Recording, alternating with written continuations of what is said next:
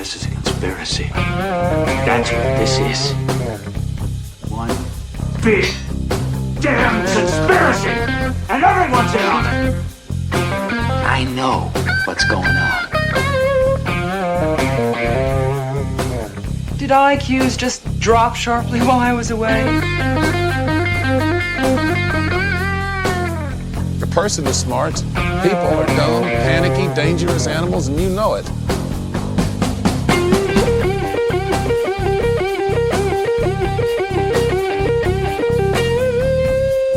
Did you see the memo about this? Just when I think you couldn't possibly be any dumber, you go and do something like this. Don't you see what this means? This is it! This is the beginning of everything! I've been waiting for this all my life! Welcome to episode 82 of your Missing the Point podcast, where we discuss the weird, the wonderful, and the downright bizarre aspects of life as we have conversations with people from all over the world.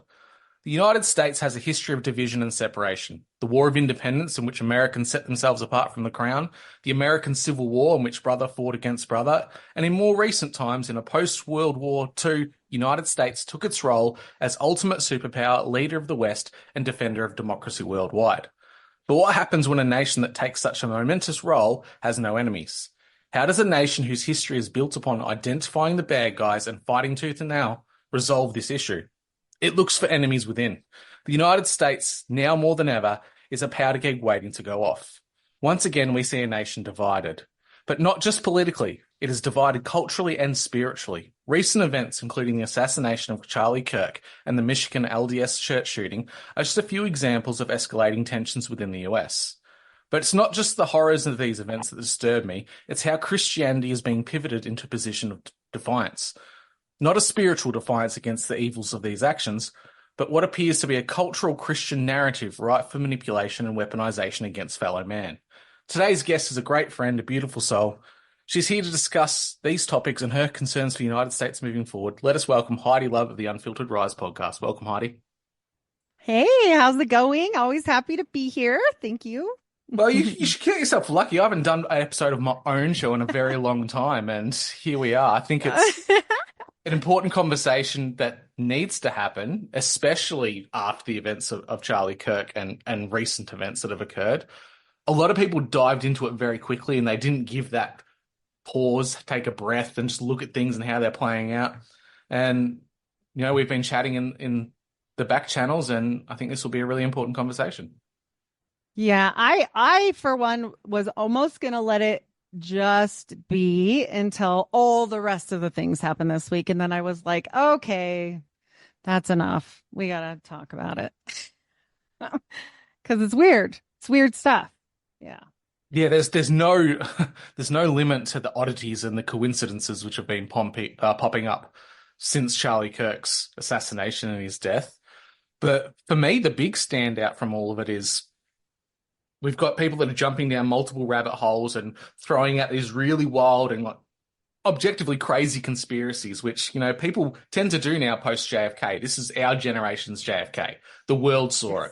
It was all out in the open for the world to see. Let's just dismiss all the conspiracy theories for a moment and let's just take the event for what it was. Doesn't matter if you believe it was fake, it was staged, or if it was 100% real. The outcome is still the same. That was a mass trauma event for anyone who saw it. And I don't care if you're the strongest person, you're the person who's the strongest willed. Seeing that video subconsciously has a level of trauma associated with it. And the trauma that comes from that at an international level, especially when it's pitched towards a certain demographic, say Christians, it does a major mind alteration to the public discourse. And I think for a very long time now, we've seen this, what you would consider to be socialist left-wing policy ruling the Western democracies for a very long time. And now we're in this pivot where the pendulum's swinging back so hard that events like this can quite easily be weaponized into like a Dust Vault Christianity approach, in which Christians ultimately, I think, will be weaponized and used by the enemy for their own means. Yeah. Yeah, I definitely agree with that. I definitely see not just this Kirk situation, but a whole bunch of things they're almost poking the bear on purpose. Like, okay, Erica is this grieving widow, but she's going to wear the Freemason rings and she's going to do these weird things and they're going to monopolize on this and that. And it seems very weird. And I was going to let that go. Look, I really was. But when we see all of this happening and then this Mormon church situation and a shooter, and it just seems like they're going to put in place something that's been tried and true for the LDS people. And that is, we are persecuted, hear us roar. And I texted you about that because I thought, oh my gosh, they are going to militarize these people. This is crazy. And you've seen what I've seen, a lot of it. So. Well, there's nothing more American than Mormonism, right? It's like the homegrown version of Christianity, air quotes.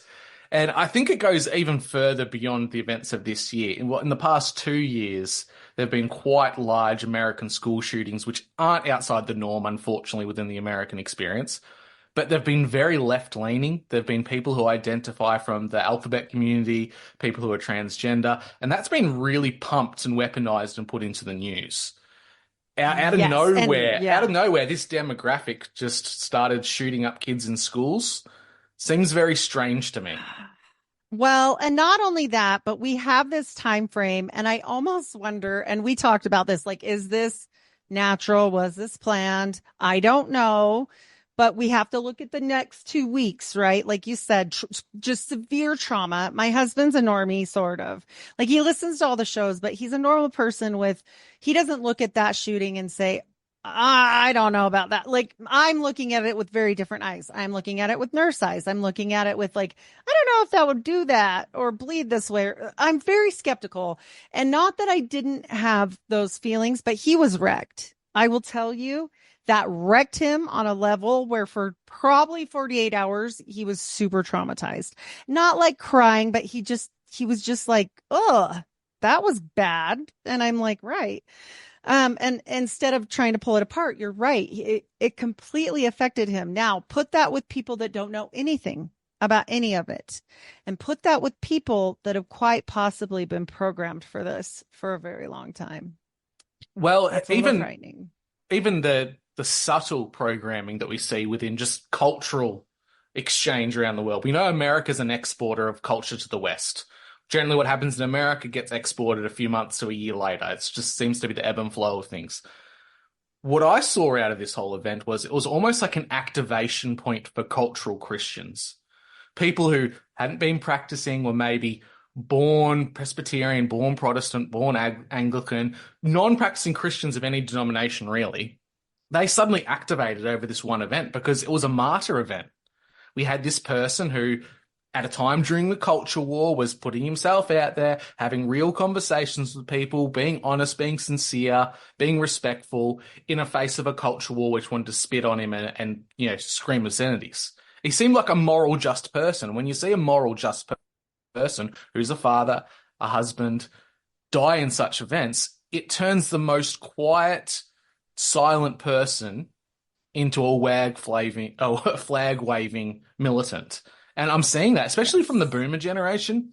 My parents, who are generally pretty quiet on all this type of stuff, as soon as we saw that pendulum swing come around and we saw this anti-woke movement back to conservative values, it's like they activated. And then with this event, it's like anyone who had the smallest shred of Christian cultural identity activated.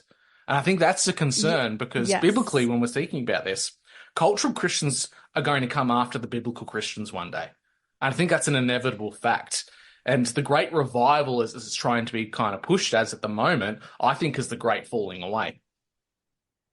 I definitely was concerned when I started seeing video of what he was talking about right before he got hurt. And I like saying that instead of the other word because we don't want to get in trouble.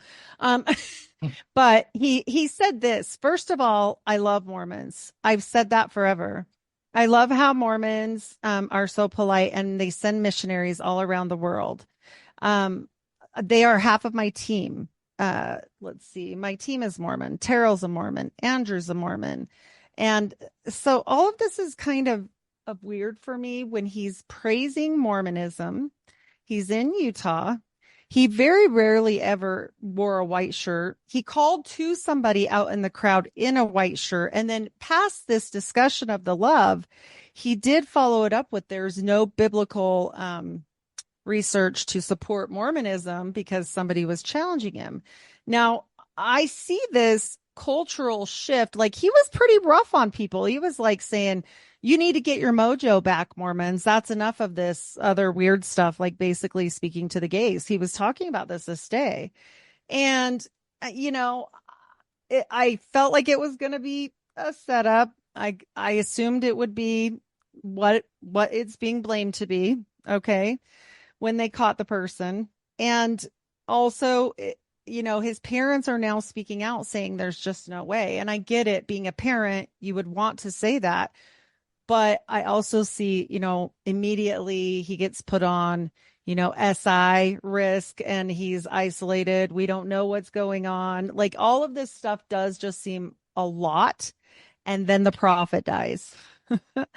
And this prophet we had as we Mormons in this state, he was a little more like leaning toward maybe letting all the people be part of the church. Okay. The new one is not.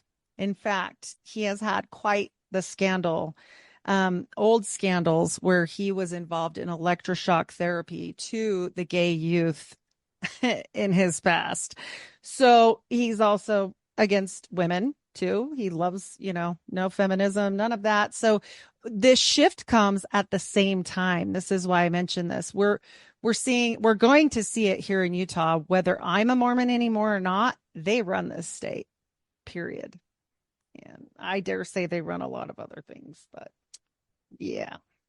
It's almost, I know what you mean, because I've seen quite a few posts recently from Mormon accounts, particularly on Instagram, proclaiming that the Mormon church doesn't see homosexuality as a bad thing. It's a much more lenient approach than what you would see within, say, modern day Christian churches with their outreach programs.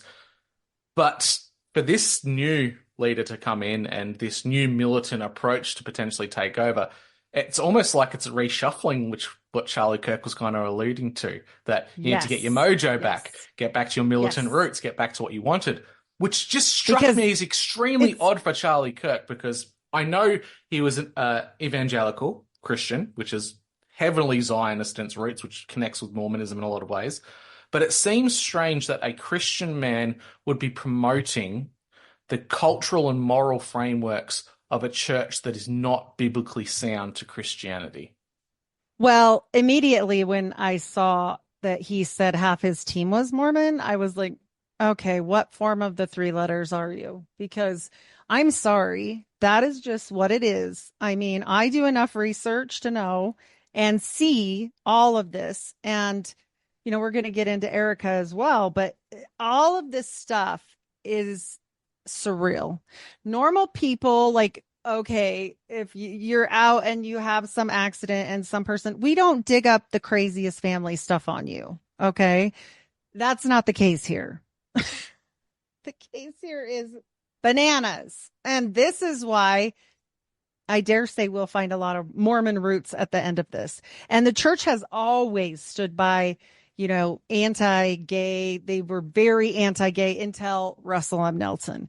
Russell M. Nelson was a little bit less. And many people thought he might be the lead into having gay people sealed in the temple, which would have caused a huge deal. I mean, it just would have set the whole church on fire. I don't think he would have done it, but people always kind of contemplated maybe. And when we look at that and this militant coming in, let alone the day he died was 9/27/2025, which is 999, which you flip it and it's 666.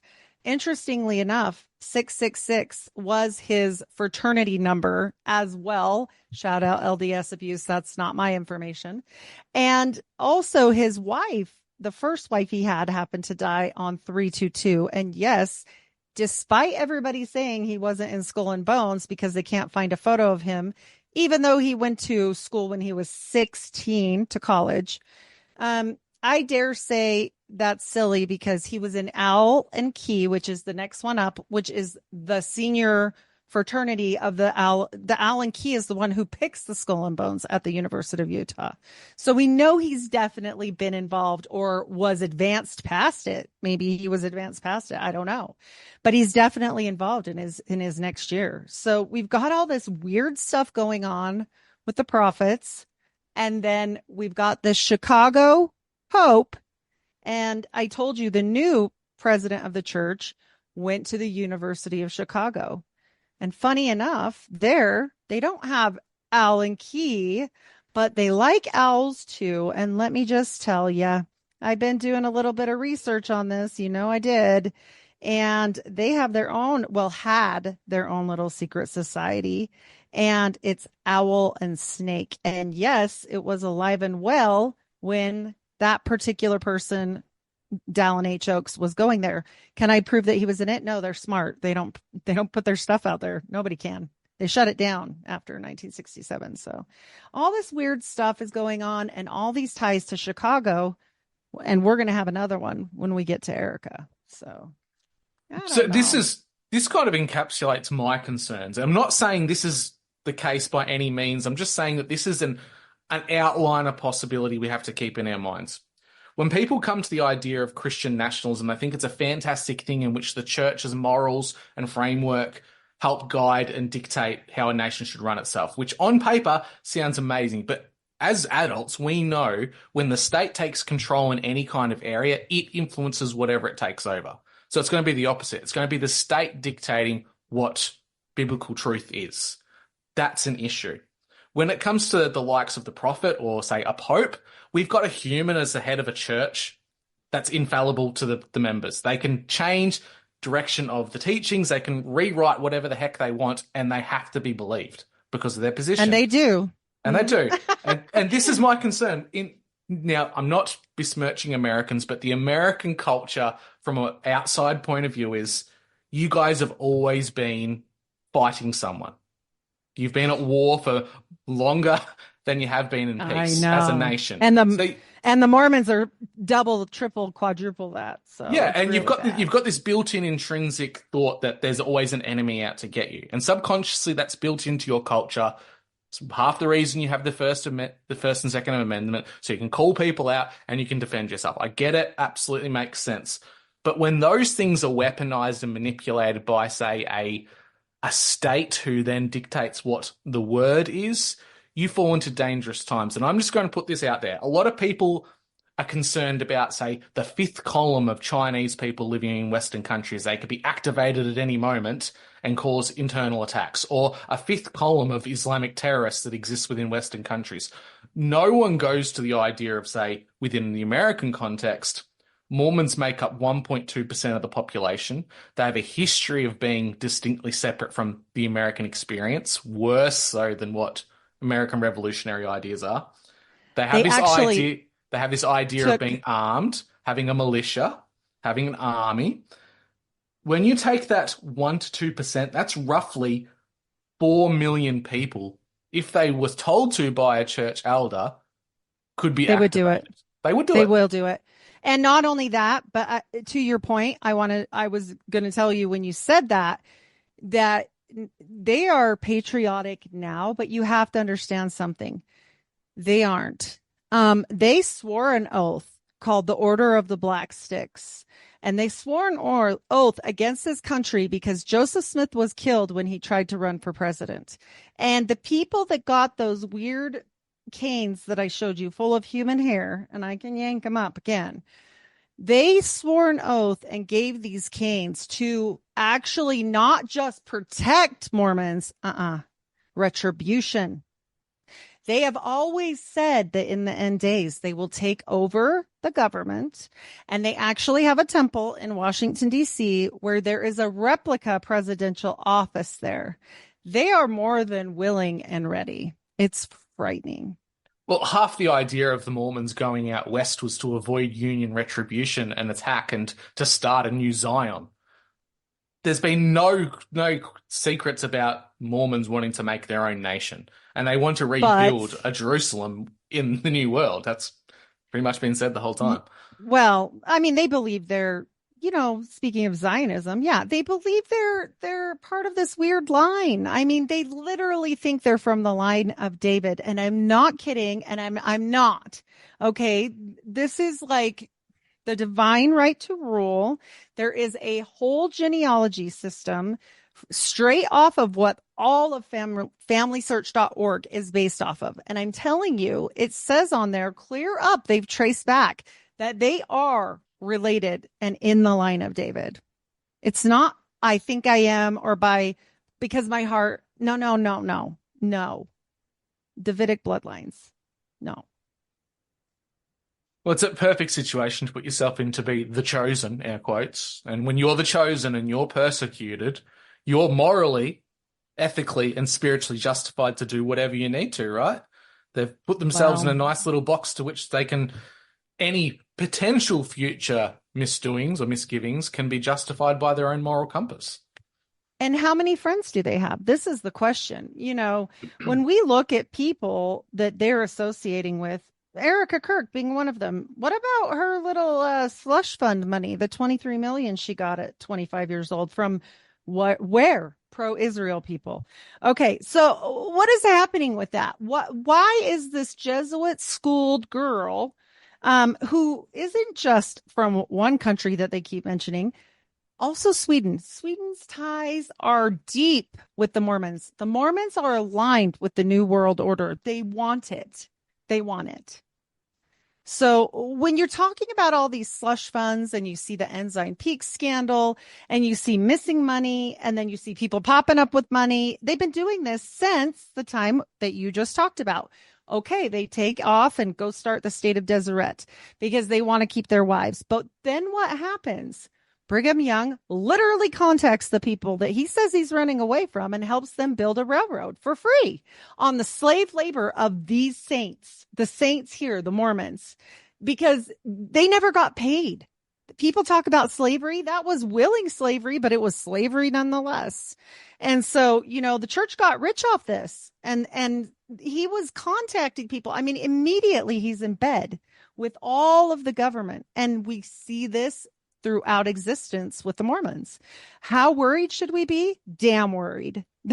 There's so many 3-letter agencies associated with these people that they have the money, they have the guns, they have the power, they have the connections. Like we should be concerned. Yeah. And I wanted to wait a very long time with this Charlie Kirk situation and his wife and the very odd connections that she has. Some of the things that just stand out for me, which I'll play devil's advocate. Maybe it's just what the elites have done for thousands of years. They stay interconnected, they look for power, and they marry into power. Maybe this is just the modern approach. But the fact that her father was responsible for Raytheon Israel branch, so developing the Iron Dome weapons, funding that, supplying that, how he was responsible for helping construction of Trump Towers, connected to Trump well before Trump was even on the political spectrum, that Erica herself was approached to be a model. She wasn't, say, doing beauty pageants and then going through things as a young girl. She's got a letter in the mail. Because, I've totally just got a letter in the mail to be a male model, totally. She got this letter in the mail, became Trump's new girl. Within a very short period of time, she was a multimillionaire in her own right, based off a lot of the work from her father. But she was leading missions in Eastern Bloc nations and building churches and this community outreach, which sounds fantastic as a Christian until you look at the nation that she was in, which was, I believe, was Romania, and the church was responsible for potential child trafficking or missing children. And then she up and disappeared from the country. And how did Charlie Kirk meet this woman? They met at a pilgrimage in Israel when they both went to touch the wall. And it's quoted, they've both been quoted as saying when they went on their date, it wasn't a date, it was a business deal.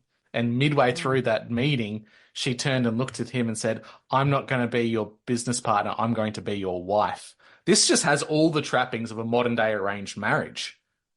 Yes. Yeah. Consolidating power. for future events. I mean, she had the opportunity, that's for sure, let alone her grandpa that was. Now, I did not understand this Valhalla comment until we get into grandpa, okay? And grandpa is very interesting. He's Carl Kenneth Franzby, Grand Chief from 1977 to 79 in the Order of the Vikings, the Independent Order of the Vikings in Chicago. Now, what did I just tell you about Chicago? And Dallin H. Oaks and the new Pope and even his wife. Even his wife is from Chicago. She's born in Chicago, but somehow she's also Swedish. If you go back to her parents, I'm like, wait a minute, this is kind of weird. I mean, I get it. People like group together, maybe that. Okay. And then we've got all of these ties to people. That's not Christian. I looked it up. And this little group, I don't know if you know about this little group, but they say, oh, no, we're just supporting people. You know, we're supporting them while they live here. But he was knighted by the King of England, the third cousin of Queen Elizabeth. I'm sorry, what? What did you say? Why were you knighted by Carl Gustaf, King of Sweden, XVI? Like, what is happening? What? Why did you get that far? Captain Carl. That's right. Captain. So he's a captain in the Army Corps of Engineers. Oh, okay. That's very interesting. That he was also leads itself to squares and compasses, just saying. I mean, he already had a silver and bronze star, so why not add it to it, right? Like, let's be real. I mean, he's in all these different societies, and guess what? He's vice president of manufacturing for American Banknote Company. Okay, so he's in all the honors clubs and the captain of the ROTC and the military police and all these awards. He sounds just like a Mormon prophet. And guess how much that just freaks me out. But I'll tell you this, like I said, he's into the Viking thing. And these Viking people actually help them. They help these people that come over. And guess what they provide to their group? So it says they celebrate Swedish traditions and cultures and Scandinavian language. So maybe they legitimately met this way, him and his wife. That's fine. Okay. Lodges sponsor bowling. Lodges sponsor bowling and golfing and charitable events, including, well, you know what, blood drives and visiting the sick and sponsoring scholarships. But also they do this really nice thing. And I haven't got a chance to go down this road, but boy, you better believe I'm coming for you. So you people out there that are hearing this group also provides life insurance and financial products to its members. What the hell did you just say? You're providing life insurance to your members? Huh. I wonder if you're getting a cut of that life insurance when they all croak. Yeah. This Chicago thing's quite interesting because if you look at the Native American name for Chicago, which is Chicago, and Chicago's like the French bastardized version of it, so they could try and name the area, it means wild onion. And the more you look into Chicago with all this stuff going on, it's like peeling back the layers of an onion because this thing seems to go deeper and deeper as you're talking to me. Well, and Chicago, we know, is infamous for what? Everybody knows it's a mob.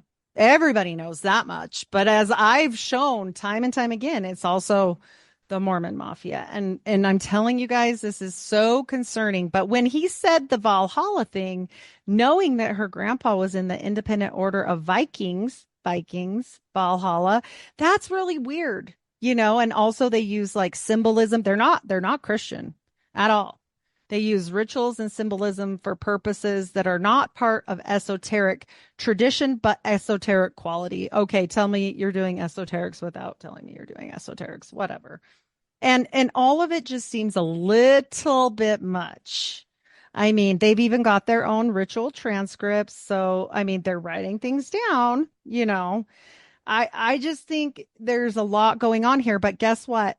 To your point, the IOV, which is their little acronym, initiation ceremonies are exactly like the Oddfellows or the Masons. And they're ceremonial rather than esoteric. So don't you worry. Don't show people. It's fine. Fine. Don't worry about it. Don't worry about it. But also, I wanted to mention one more thing about the name Fronsby. And let me tell you guys, trying to find the information on this family was interesting, to say the least. Actually, when I got so far, it started just saying private, which I do a lot of genealogy research. That doesn't happen. So, I mean, I have more information about a lot of more important people than that. And for some reason, it's private.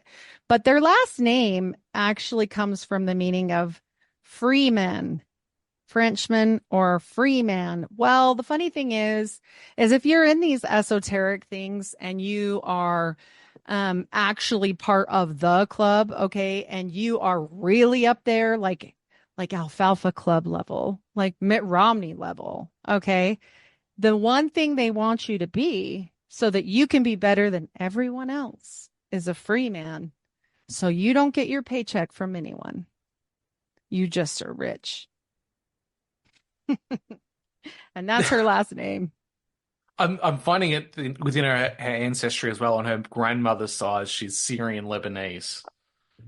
And Lebanon geographically and biblically serves as an important place because the pine trees of Lebanon, which is on their national flag, a very important source of timber, were used in the construction of the temple. So her ancestors theoretically could have been the people that cut down and timbered the wood for that construction. Yeah, it makes one wonder, let alone that her mom's, part of this E3 tech group, for heaven's sake. I mean, when we get into that, that's a whole mess. But this is not normal. Like if any of us, I dare say anybody that you know or me or any of my family had some accident, and we're just going to say in the hospital because I'm not putting the other part on us. But look, it wouldn't be this. Come on. This is nuts. Like what? And then she wears a Maltese cross and a Freemason ring to the thing. That's perfect. Like, I mean, I wanted to give it the benefit of the doubt because I felt really bad. Like I felt terrible and I wanted just to pray. And if the rest of it hadn't happened, maybe I'd have let it go, but it's just too much. It's too much. What really threw me, and again, this is a Westerner who's not American, so it might just be the American pomp and ceremony of things. Like the British tend to do things very structured, very routine. Americans just go all out, have fighter jets fly over American football games, have the band, have the marches, all the patriotic stuff going on.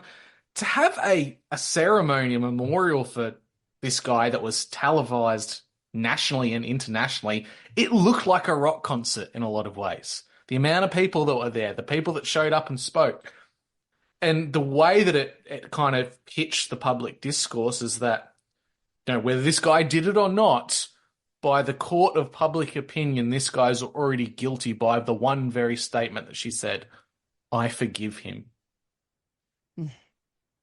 Yeah, the kid, I mean, he's a kid. The rifle thing, come on. You mentioned JFK, and I just seen that, and I thought, oh my gosh. Like, really? Are we doing the rifle again? They just needed to charge the sigil. And I don't think fully people always understand this. And this is why I didn't talk about it for a bit. Because that first 3 days, even upwards of a week, I didn't want to talk about it. Because the charge isn't coming from my house, not my solidarity. Thank you so much. I prayed and I let it go and tried not to think about it because they knew that 9/11 was getting old. They knew that that was wearing off. They knew that this would hit so hard on the release of those CIA papers being done. They're done. They're wrapped. Like, even though they weren't wrapped because they left a lot out and there's still a lot of questions, in their minds, it's a wrap. So what did they do? They made a new one. That's all they did.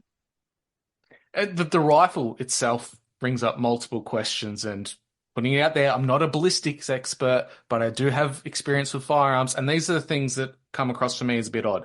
It was a 30-06, or as Americans call it, a 30-06. So generic hunting rifle. People use these for elk, bear, deer, all number of big game. The problem with this firearm is that it was supposedly his grandfather's firearm, so it's a traditional firearm that's handed down through the family. It's not one of these brand new Magpuls which you can disassemble and pull apart and hide in a bag. And even if it did have those components in it, the time it would take to disassemble a rifle of that size He wouldn't be able to hide it in the backpack that he was seen in the CCTV footage leaving with. He wouldn't be able to hide a barrel down his leg without having a cock straight leg the whole time. His movements don't fit with the narrative that he had disassembled this rifle, hid it on his person, and was able to move, run across rooftops, jump down scale buildings, all this type of stuff. Doesn't make sense. Then you look into the ballistics of it. And again, not a ballistics expert, but the force and power of a 30-06 round should not have, in theory, been stopped by his spine. Sure, the human body is capable of amazing feats. The human hip bone is stronger than concrete. We're strong, powerful beings at times. But when you speak to a hunter, anyone that's hunted big game, deer, elk, red deer, what have you, they'll tell you that 30-06 rounds, depending on the round type, of course, absolutely has the ability to shatter bone. It will go straight through it. So for me, that's the thing that I question. Until a ballistics expert looks at the type of round it was, how much grain was in it, what terminal velocity We're it never had. going to get that. We're never going to get that. But we can't question it. Because they buried him. We're not allowed to question that. Yeah, they didn't even do a damn autopsy. I mean, come on, are you serious? They didn't even give us the benefit of the doubt to say it was a magic bullet. Well, that's because of what happened when but it's not a magical bullet this time, Heidi. What I'm hearing from the Christian Nationalists is this was a God's intervention bullet. It was a miracle. Yes. It was a miracle that his spine stopped the bullet and he didn't have an exit wound, but the guy died still, so that's not the best miracle I've ever seen. No. It's a stretch to try and say that the next, God did I that. think the day after, I think you sent me the photo of him in heaven with Joseph Smith, and I just wanted to vomit. I mean, I was just like, this is crazy. And, people here, you have to understand how Americans are feeling right now. I think that in other countries, they're cynical. Maybe I should have been born somewhere else. Maybe it's because I have too much British in me. I don't know, but I'm kind of a really cynical person. But the other people that live here when Trump got in, they were counting on him. They were counting on him to do the things that he hasn't done. They were counting on him to decrease just the simple things like housing and food prices, and they're skyrocketing. They're 22% higher than they've ever been. When we're looking at this and people that are already, Americans get laughed at or whatever because they eat fast food, that's because they don't have time to do anything else because they are working forever. They are working constantly. And I really feel like all of this depression, like this heavy, like, oh, he didn't do it and the list isn't out and this and that. And maybe he's even on it. And I just think that, there's a song and it's an old rap song. Don't push me 'cause I'm close to the edge. I'm like, oh Lord, please don't let it happen. I'm praying because it's not good. It's not good. No. I don't know. We're not the most, there's other countries that have it far worse, but Americans have been spoiled for a long time. They are not used to having their kids live in their basement until they're 35. Okay. They're not used to this. And I've always just taken my hits because that's kind of how I grew up, but a lot of people didn't. So. Yes, America came out of World War II in this ripe prime position that mainland America was never attacked. There was nothing to rebuild. And they were in a position where they could rebuild the world and benefit from that immensely via their own economy.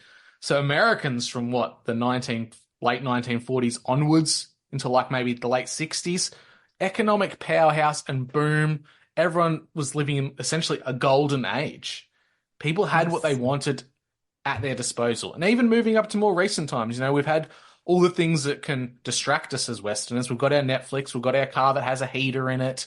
We're able to drive to work. We've got all these things that keep us nice, placid, and happy. But as economies start to falter and fail and people start to do it tough, it's harder for these last few generations who haven't had to do it tough at all. Well, and if we see as a country, if they lose their pensions or their 401ks or their whatever, why they watch Donald Trump build a new ballroom or whatever the shit he's building right now, they will go insane. And I will promise you guys that. Like, that is something in America, like, you don't mess with their whole life is based on this dream that at 55, you're going to be able to go to somewhere, to do something, right? Okay. And my grandpa was sold this dream, and I'd never been so hurt that he stayed until he was 60.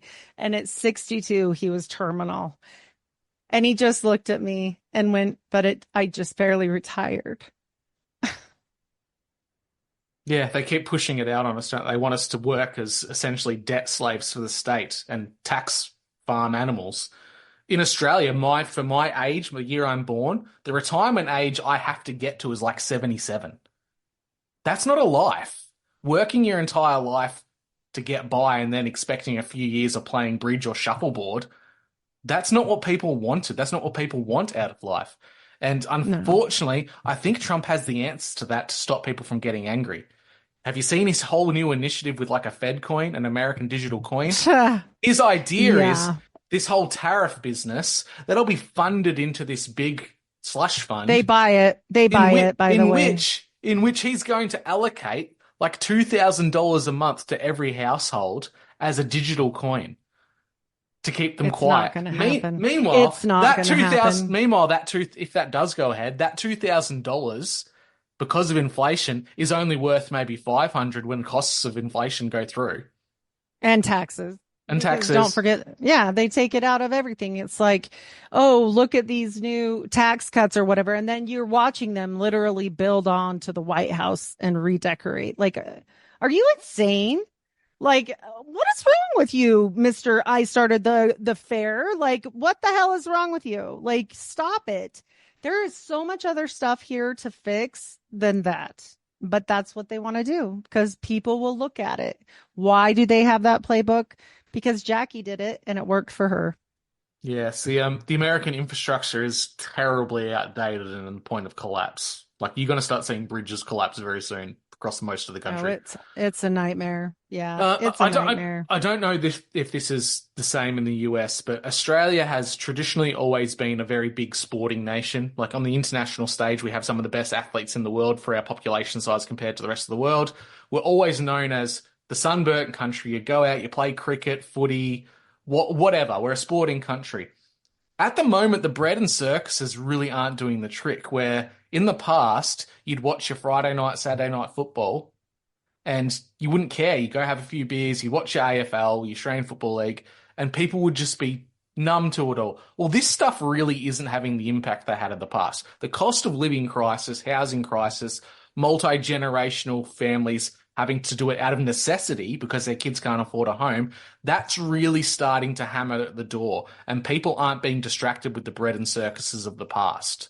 And I think the biggest bread and circus for Americans has been patriotism. Their greatest strength and their greatest weakness at the same time. Yeah. But football's are you seeing that start to falter at all? Well, it hasn't been happening since the whole take a knee crap. You know, a lot of in fact, my husband's a prime example of this. He used to love to watch football games, and now we don't because he's like, oh, just turn it off. Like, I don't know. The whole take a knee thing, no disrespect to anyone, but it just didn't belong there. It just didn't belong there. It's not that it was wrong. It just didn't belong there. And so it really did disillusion people. And I think you're right. Like, I can't count. I never turn on the TV when my husband is not home, ever. And when we do watch TV, we watch the silliest things like the Alaska Wild show. Yeah. Because we just can't watch anything that's fake anymore. It's too stupid. And that probably is fake too. But like, at least it looks real, I guess. But I don't even turn it on. That's why I'm a podcaster. I'd rather research. It kind of brings us to the point we're at now, though, that the bread and circuses aren't working. The entertainment industrial complex has been so saturated with politics and gender and all the things the average person just doesn't want to look at, has been force-fed down their throat for so long. People are tuning out to it. People aren't even watching the regular nightly news anymore. People are coming to podcasts, to content creators for information. So when the bread and circuses aren't working, Friday night football's not working, what do? Not even Las Vegas. Not even. I'll tell you. We went to Las Vegas recently, and were out at night and it was dead. And I thought, this is so weird because I grew up, well, my younger years, like in my 20s, near there. And if you went to Vegas at night, it didn't matter if you were just walking down the street. There was a party happening, like New Orleans. Like, come on. It was a party. There was no party. It was like 10:30. I was checking my watch. I was like, where's all the people? And I'm scared. I'm alone. Not alone, but like it was, dark. And everybody that goes to clubs anymore or things like that, it's changed to all table service and $600 a bottle. Well, if you can't afford that, you're not going there either. So yeah, nothing is the same anymore. So Nothing. the bread and circus isn't working anymore. So it brings us to the carrot and the stick analogy. The carrot has lost its luster. People don't want the carrot anymore. It's old, it's tired, it's not working for us. Well, what does the person behind the stagecoach use? They use the stick. And what's the stick in this analogy? I think that's the trauma, fear-based mind control that's going on. They throw these big events at us. The events may be real. They may be psyoped. I don't care. The outcome is still the same. The fear, the trauma that it puts on the population brings them back into line. And we see that now. Post Charlie Kirk, post the LDS church attack, people are united by the fear and the trauma that it causes, but it puts them into a filter of rage. And they don't realize it's that. That's the most dangerous thing. They don't realize that they're justifying their own rage and hatred. And it will become rage and hatred. It will manifest that way because there's a new enemy. And the new enemy is whoever the government decides to point the finger at. Well, and also, I haven't told you this because I knew we were going to talk. Also, ex-Mormons, because I came onto my Twitter right after we talked last night, and there were people literally coming for me saying that I was going to go to hell and hope you're happy with yourself. And people like you are the reason this happens and all this weird stuff because I don't go on there very often. And I'm like, whoa, okay, that's a little scary. Like my husband's already forbid me. Like I'll never be able to do a speaking event. I would love to do a speaking event. I like to meet real people. I will never do that after watching this ever. Even now, I'm looking at the events of the LDS church attack. The gentleman responsible for it does not fit the bill that the media and news corporations have been spinning for the last 3 years. And Trump is pushing this narrative as well. It's always left-wing, extreme alt, left-wing, dangerous people. The radical left, as he likes to call them. This guy is an American veteran, pro-Trump man, the most patriotic guy you could probably ever see, and he took it upon himself for this attack against the church, which is horrific. Any loss of life is terrible. Any person directing hatred towards any church of any denomination is horrific. But it just doesn't fit what's been happening recently, and that confuses me. It confuses me to no end that it's a complete flip on what the status quo has been for these attacks across America for the last 3 years. Yeah, exactly. And I mean, it's concerning to me that the guy that they originally thought shot Charlie has a weird story. I don't know if you've seen that.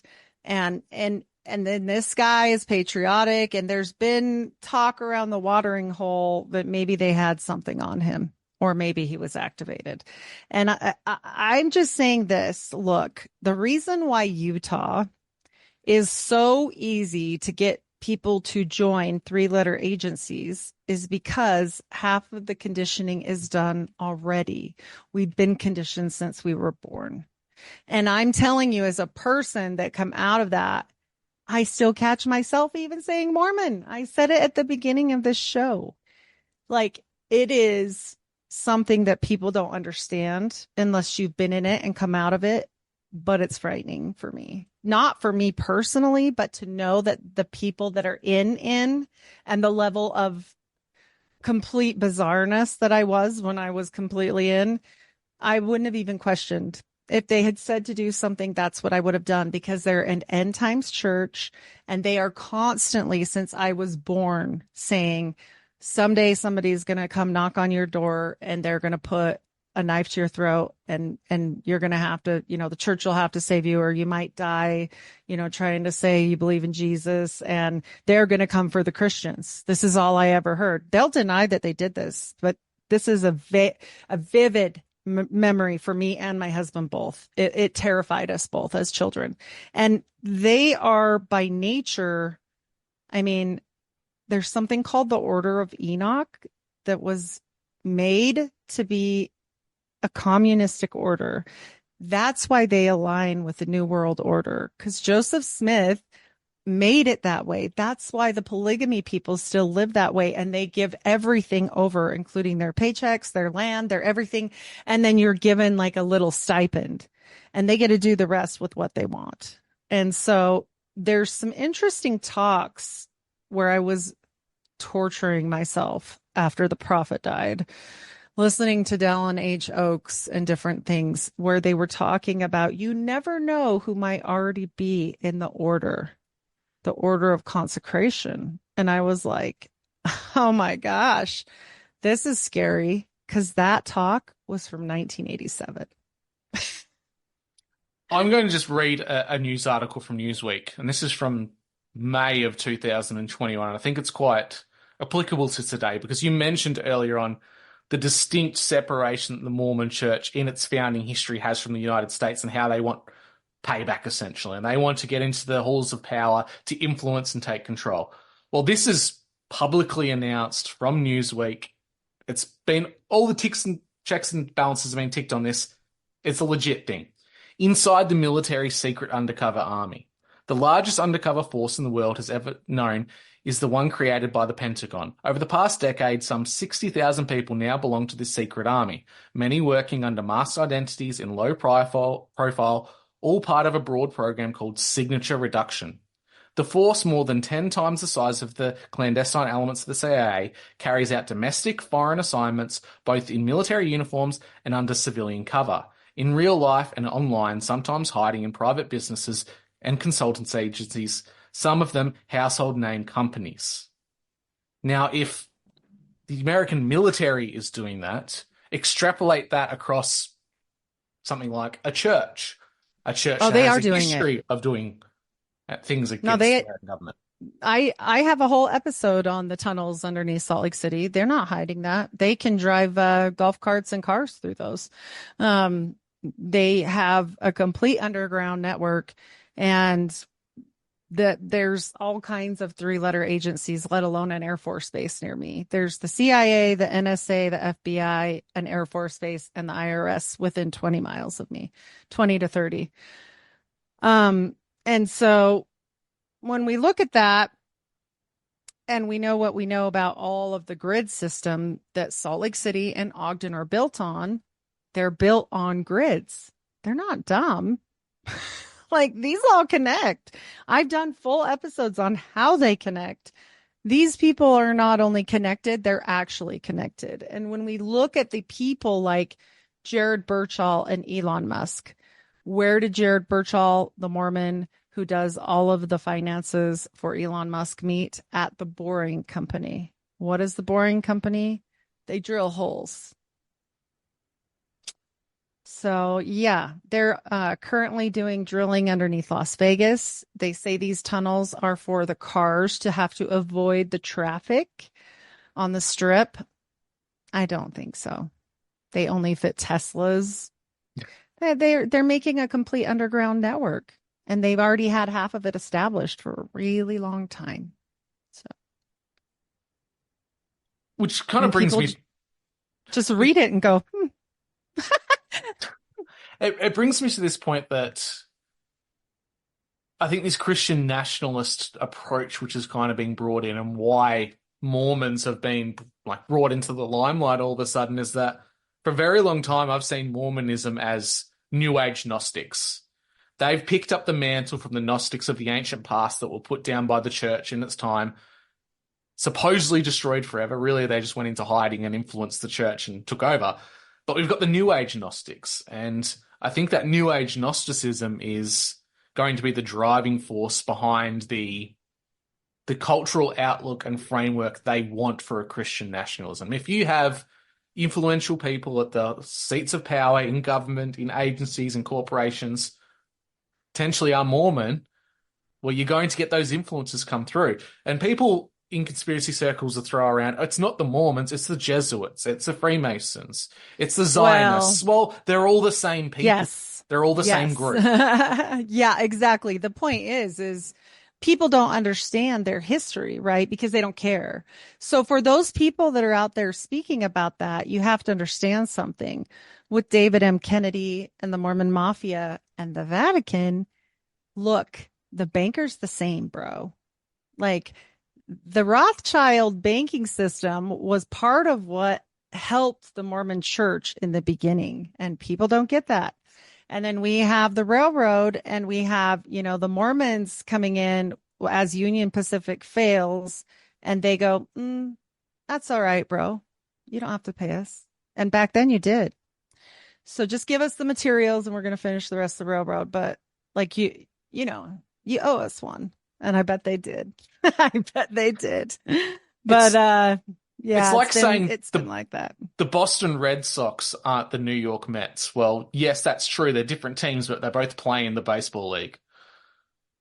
So it's just different teams essentially that work well with each other because they're all baseball players after all. Well, and they're all lending each other money. I mean, why do they think in the first place that the Vatican actually said yes to the temple being built down the street in 2019 quietly?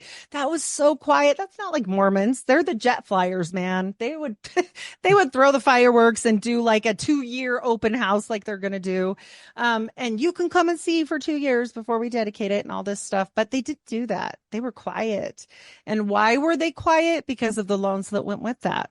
And it solidified a relationship. And now we're seeing the fruits of that relationship a little too close for me. Instead of an apple and an orange, I'm a little worried because we got Chicago University and Chicago Pope. Okay. Chicago University Oaks, Chicago Pope. Did they know each other? I don't know. Scary. And how does the situation unfold that the Vatican, the leader of the Catholic Church worldwide, the largest Christian denomination in the world, historically is very dogmatic in their beliefs, suddenly just allow what would be considered by the majority of their parishioners a heretical church to open up down the road? It does not because pass they got the pub sued. test. Because they got sued for all the kiddie stuff. So then the church was like, yo, guess what we got? We got some money. You want some money? We got money. Is this another aspect, though? Like, I hear a lot of the ortho bros and the Chad Catholic guys, the young guys, which are coming back to Christianity, this revival, they're calling it. It's almost as if young Western men have been starved of an identity and don't know where they fit within the world.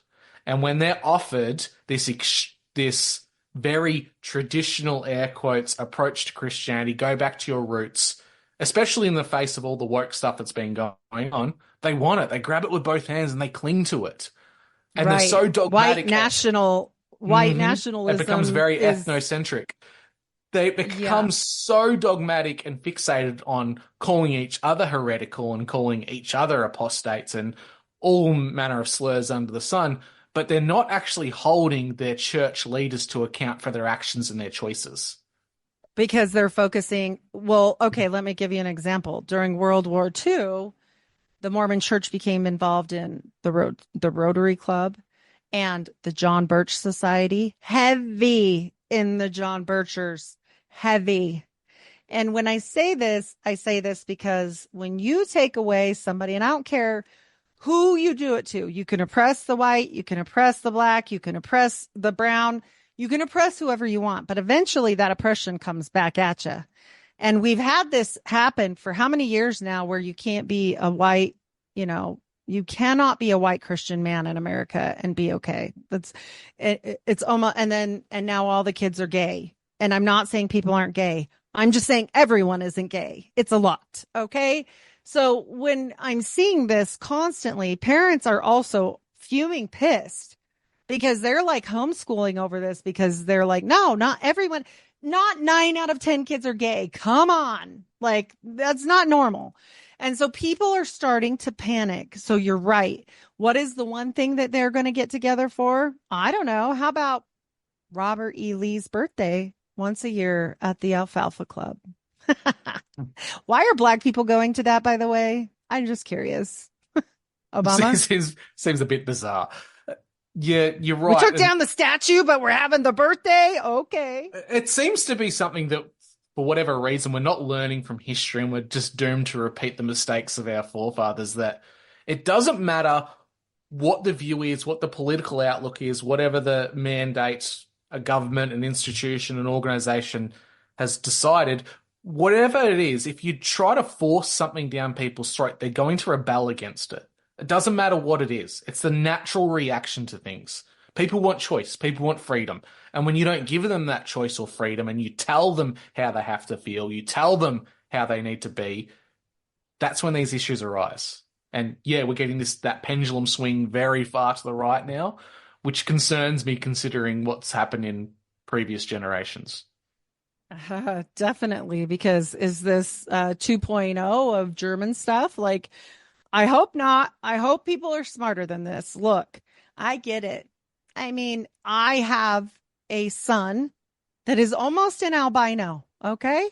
His dad is a redhead. Don't blame him. He's a very nice boy. And I've raised him to be a very good kid. And has he been persecuted against? 100%, 100%.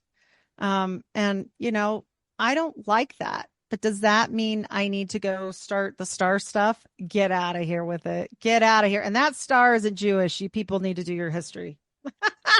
That's a crib. No. Mm-mm. No. So yeah. We definitely live in this situation where they've almost created the boogeyman themselves. When you call someone a certain name, a certain ism repeatedly, ultimately, you're creating your own reality. The people end up becoming what you're so dogmatically afraid of. And I think that the issue with the culture war, as it's put now, is it's no longer just the political culture war anymore. It's infesting the faith, spirituality, and people's outlook beyond the physical world.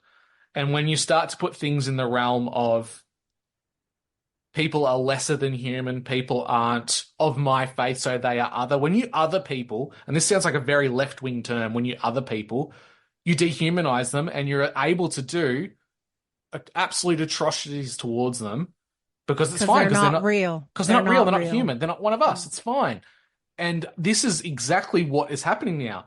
The left and the right pendulum swing of politics, it's not even really a pendulum. It's the people playing the game are hitting the ball back and forwards to each other because it's the game they have control of. And it makes you wonder, doesn't it, that they trained up all these youth in video games. And so double not human. Like, that's just not real, man. That's not real. Like, you can shoot things and have blood and gore. That's not real. Oh, isn't it? I have to tell this story. And son, if you watch this, but I had to. What you're saying is so true on such a level. For so many years, we've come above weird racism in Utah, and it's been almost the other side, right? Like it's been oppressive for, I would say, white males mostly. And my son goes to almost an all-black church. He likes it there. He likes the way they sing and he likes it there. I don't care. Like my niece is black, so miss me with that one. I don't give a crap where he goes as long as he's happy. And it's not Mormon. As long as it's not a cult church, not just Mormon, like culty ones like Jehovah's. It's just a Christian church and he likes the way they sing. So he's at work at a very busy mainstream workplace for food. And somebody came up to him and said, I think I saw you at your church. And she was older. She was like my age. And he said, oh, I don't know you.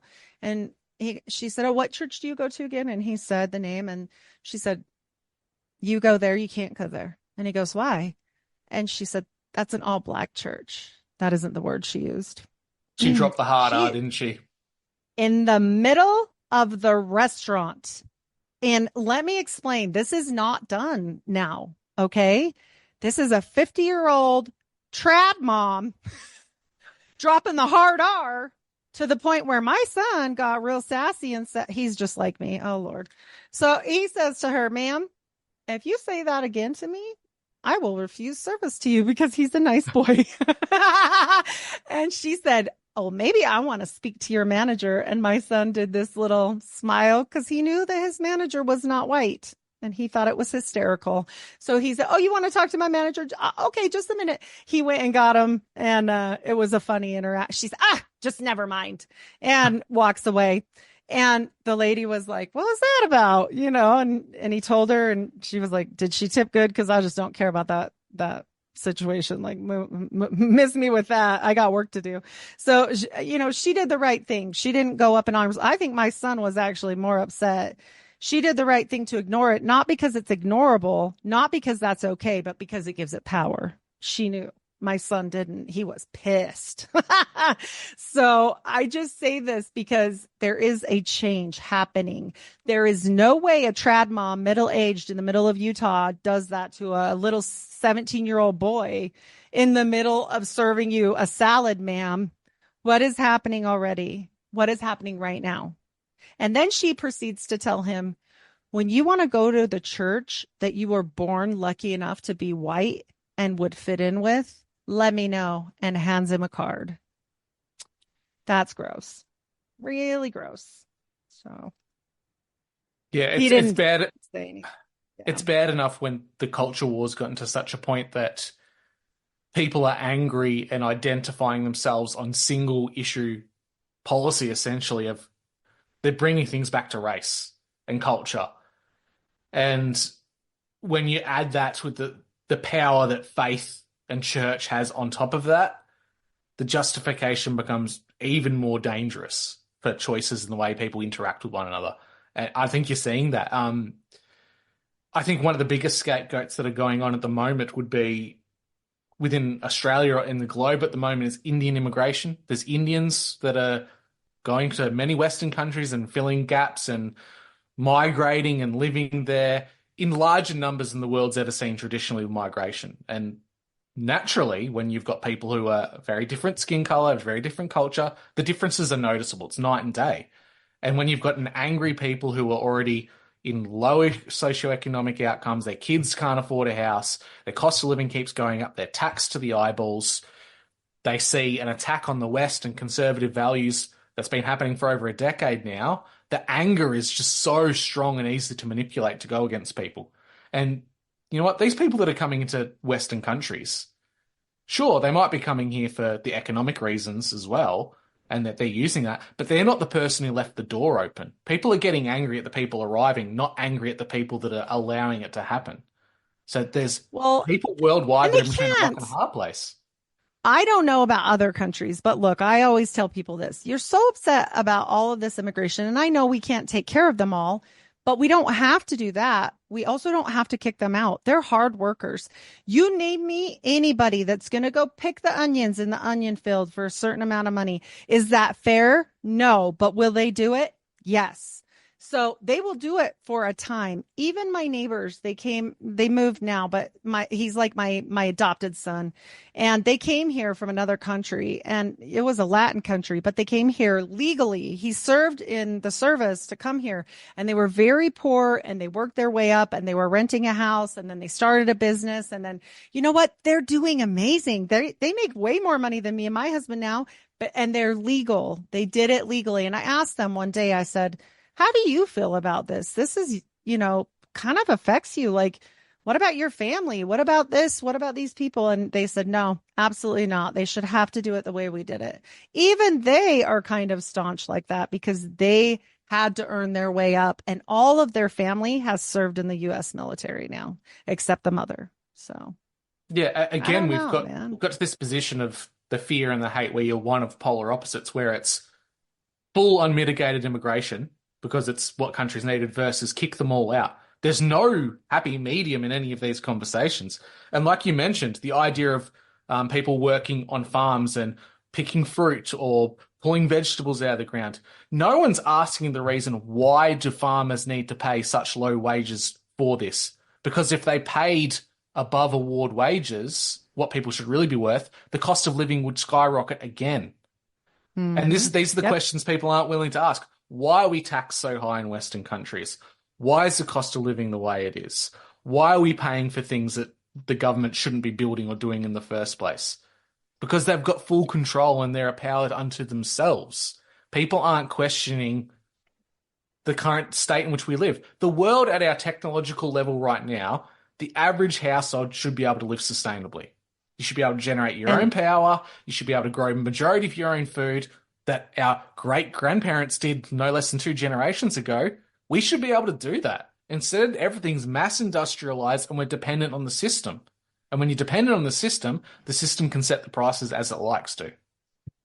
Well, and this will continue because people are also lazy. I mean, I'm not trying to be like, okay, you've got 2 sides of the coin. You've either got Americans that are working to death and making more than just making it, right? Because they're working themselves to death. But you also have a lot of people that don't want to work and they're just happy to get by. They just want to get by. They don't care about getting ahead. They just want to get by. We can only do that for so long too, because you are always, my grandpa used to say, you are always one catastrophe away from homelessness. You need to have a backup plan and it cannot be a credit card. You have to have an ace in the hole. You have to. And so many times that saved me. So many times. Like, we don't have $30,000 in credit card debt. You know, my husband had that when he met me, and I looked at him and I said, them kids are going to have to play regular hockey and not travel hockey. We're going to have to figure this out a different way. We have to do normal people things. We are not the Joneses. We don't have that kind of money because I want to do stuff someday. And guess what? We do. We don't have a brand new house and we don't drive brand new cars and we don't trade them in every year. But you know what? Slowly but surely you can get that stuff and pay it off if you work hard, you know, but I think it is getting hard, though. I think the economic and educational institutions have done a number on a lot of the issues as well. There seems to be this really big contrast in Western nations where you either go to university or you get a trade. There's nothing in between anymore. And people have got this really weird outlook that certain jobs are beneath them. And I was always raised, it's no work that's beneath you. If you're scrubbing a toilet and earning a wage, you're earning a wage. You're doing what you can.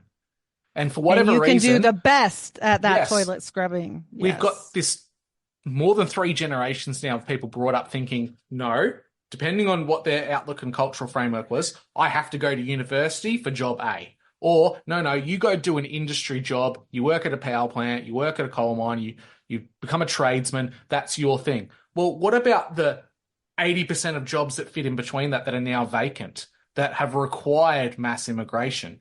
No one's happy to be the guy that works at the chemist as a cashier. No one's happy to work at a fast food outlet. No one's happy to be a bagger at a shop anymore. People have got this... And people are rude. Are rude. People have this overinflated sense of self-worth. And don't get me wrong, I'm all for people wanting to better themselves and achieve more in life. But when you completely dismiss the journey to get there, like it's beneath you, you can't do it, you're too good for it, you've lost it already. Your outlook on life is wrong from the get-go. Yep. And you can't always have like the best of everything. Like if you want a car, then get a car. It might not be the car you wanted. I'm sorry. Like, yeah, if you want to go to college, you go to college, but I'm not paying for it for you. And that's rude that you think I should. Like, I'm sorry. My parents never paid for that for me. That was one of my daughter's upset things that she was with me because I didn't save her $100,000 for a wedding and, college. And I'm going, are you insane? Like, I didn't have anything. I was happy to get $300 for my wedding and that was it, and so when you're looking at this stuff, they are so entitled at this point. Now, all my kids are not like that. I don't know what happened with that one, but it just is strange to me that it's become this cultural norm. Like, oh, she's getting married, so we have to take out a second mortgage. What if you have 5 kids? I have 6. No, we're not doing that. Like, I will give you a beautiful wedding, but it's not going to be $100,000. That's crazy to me. No. And when you've got these generations that are built up on that's the cultural norm and that's what they see on television, it's what they see on their TV shows, It's what they read in their books. It's what they see in magazines. It's what they see on social media, more importantly. They become entitled to that and they think they get that. And if you don't give it to them, there's a resentment that comes from it. And if they have someone, say, drop feeding some propaganda in their ear saying, you know, who's responsible for all of this? Well, it's the new immigrants. It's those people that came across here that took your jobs. The jobs that you don't want to do in the first place. Right. That they would never do. You're never going to see certain people go do those jobs. I'm sorry. Like, I don't know why, but that's just the way it is. So do I think they're really hurting everyone? Stop giving them federal aid, for heaven's sake. But like, why are they hurting anybody just being here? They're not.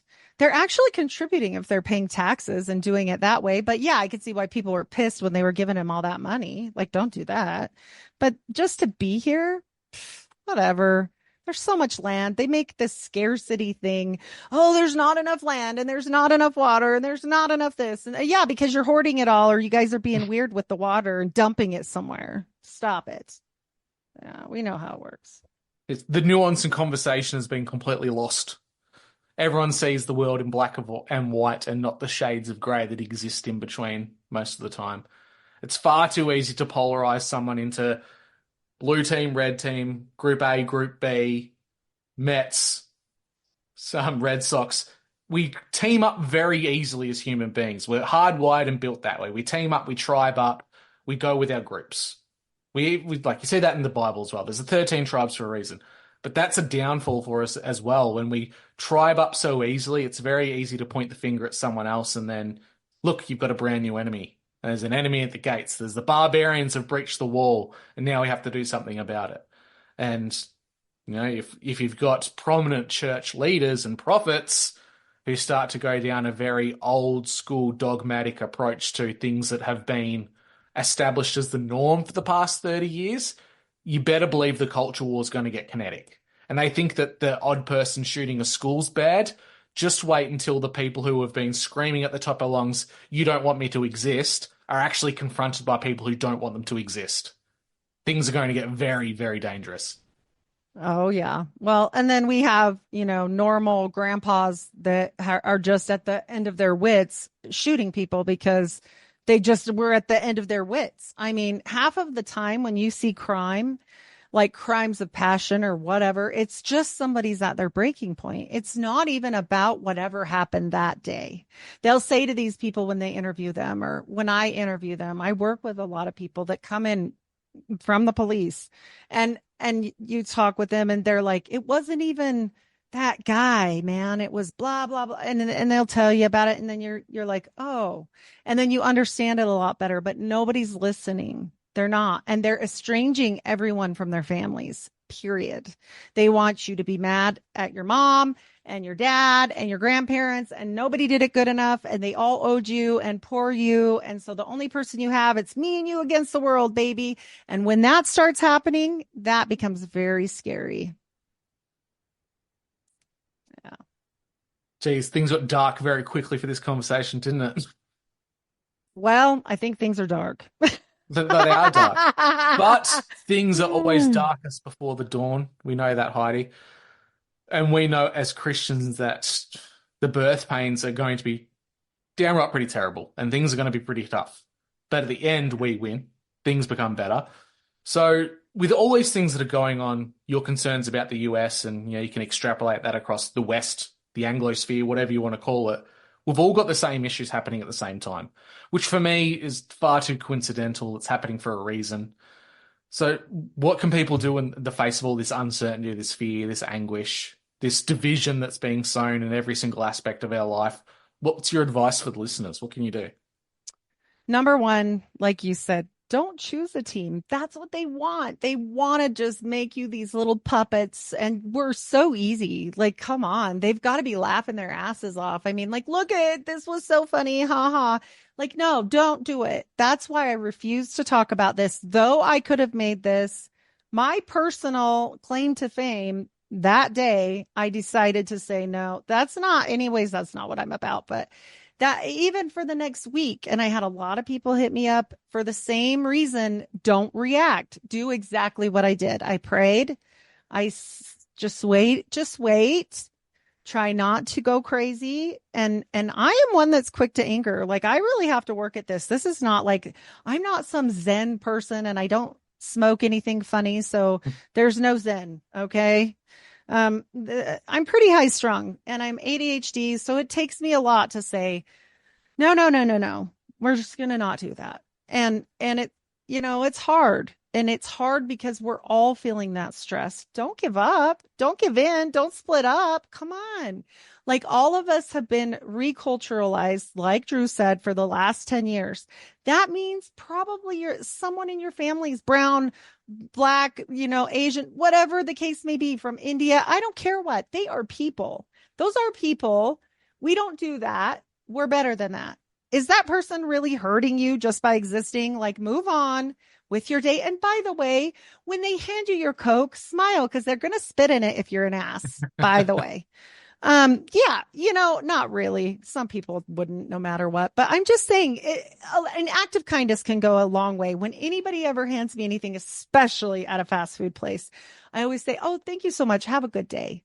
Well, what does that hurt you? Does that hurt you? Really? No, it doesn't. And maybe that's the one thing. Maybe everybody treated that person bad that day. And maybe you were the one person that gave that person a little bit of hope, because I can't imagine how that feels. Like, I can't imagine. Well, I can, because I grew up that way. I didn't start out like this. I clawed my way up to be able to be something. And then I got hurt and couldn't even be that anymore. So yes, I do understand. And maybe that's why I smile and say thank you. It's different. I have served so many people in my life, and it will serve you. So do that. Serve others. It is not that difficult to be of service to your neighbor, to your family, to your whoever. When snow hits, I tell my husband, I can't do it because I have a hurt back. You have to go and shovel your dad's walk. I don't care whose turn it is. I don't care what's going on. He's 70 something years old. You have to go, just go. Like, he's like, I'll have to leave early for work. And I'm like, do it. Go ahead. Bye. Love you. Like, go shovel the walk. And he always wants to, but sometimes it's just that reminder that his dad is old. I don't think he sometimes, like, his dad's very independent. And so he's like, I don't want to overstep my dad. I'm like, just do it. Don't ask permission. Just do it. Why do you have to ask? Just go shovel the walk and go. Don't talk to them. Just go to work, and they'll be so happy that you did. Some people don't need to ask for help. Like, if you see the widow in your neighborhood and her yard looks insane and needs the weeds, like, go help them. When did that stop? I'm just curious. That is something the Mormons do good. I'm going to give them that. Is the Mormons take care of their own a lot of times. They will go and weed the widow's yard, and they will go and move the single mom. They will. So we need to be, at least as good as Mormons. Come on. Oh. Yeah, they don't have the monopoly on kindness. But you're right. No. There seems to have been a switch in even just my short life where we moved away from helping elderly people shopping out of the supermarket, and you just walk straight past them. People have just forgotten the humility of what it is to recognize someone might need help. And the person might knock you back and say, bugger off, I don't need help. What are you thinking? Right. At least you offer. My husband, he gets so mad at me because I do it all the time. And he's this big, buff guy. And we're at the store, and I told this lady, I'm like, oh, he wants to help you. And she's like, no way. I don't want him over here. I was like, okay. He hates when I do it because he's very embarrassable. He's not like me at all. And so he would never do that. Not because they didn't need help, but because he's embarrassed. He's shy. He's a shy person. But if I help him get out of his little shyness, like, honey, look, she's really struggling. Like, at least you offered. I mean, what does it hurt? I think it's a strange situation that we're in, that kindness and love can go a long way, but unfortunately we have to have the realization that there's been a generation or two have been propagandized to think that because of the color of your skin, your political views, maybe the area you live in, that you're incapable of kindness and love, and they'll call you all the ists and isms under the sun. But things only change when you offer that olive branch, and you have to expect that they may not accept it to begin with. You mentioned, the power of a smile. The power of a smile, my Lord, is the most amazing thing.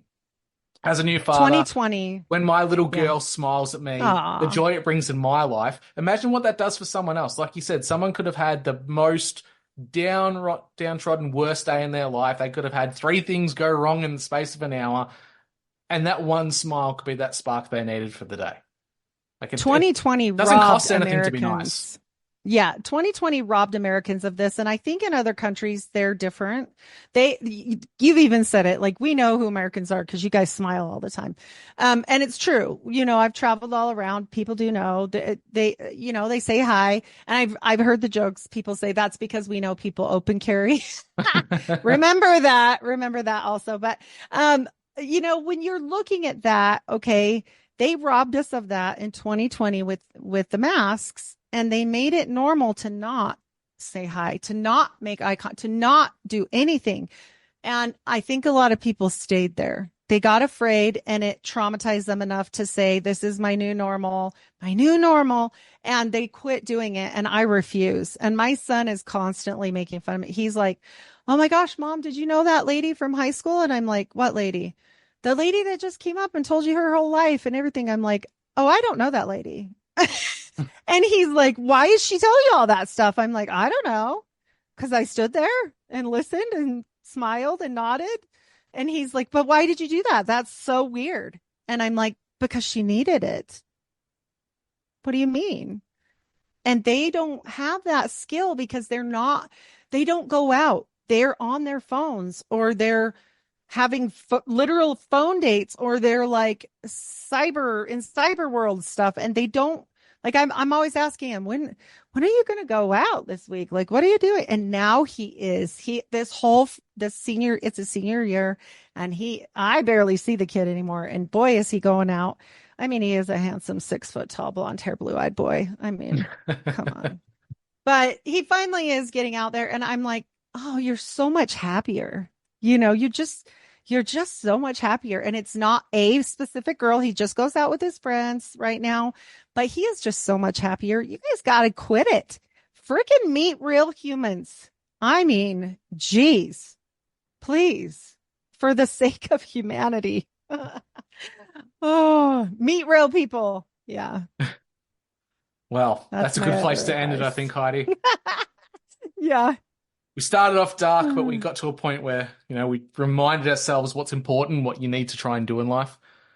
I have to hand it to the Americans. The smile that Yanks give, the big, full-toothy smile, it's genuine, it's real. In the Anglosphere, in the Commonwealth, we do this thing where we do the awkward smile where you don't show your teeth. Like, you see someone, you make eye contact, you do the smile. It's just so strange. I don't know if it comes back from a prim and proper thing. Don't smile at people you don't know. They could be Jack the Ripper. Who knows? That's what we're. But what if you smile and he doesn't kill you because you smiled? There you go. Yeah, that's it. A smile can change the world, people. Heidi, where can people find your work? Well, I am always smiling. So you guys can find me over at the Unfiltered Rise, and I am everywhere podcasts are served. I do have unfilteredrisepodcast.com, but I appreciate if you find me at Spotify. I drop 2 to 3 times more there than I drop anywhere else because I don't like to drop on YouTube so much. They're kind of giving little punishments, and I've already had one, and I don't want to lose my channel. So find me there. And of course, I oftentimes do things with Drew. We do the Unfiltered Point.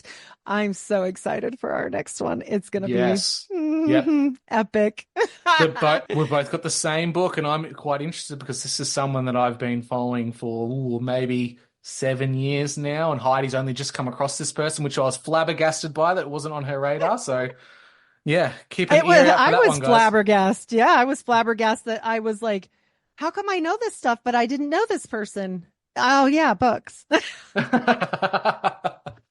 if I would have known, it would have saved me so much time and effort. That's okay. It. Read books. Yeah, read books, people. And if you're listening to me on Heidi's channel, I'm Drew of Your Missen the Point podcast. Like Heidi just said, got the Unfiltered Point book reviews. And you may have heard me on Christian Conspiracy Coalition, which I host with Heidi as a regular guest amongst some other wonderful people. And if you've got anyone out there that you listen to you think is a good, upstanding Christian with a great outlook on life that you think would benefit from conversations with us and vice versa, please forward us their information. We'll make contact with them. And on that note, guys, we'll catch you all next time.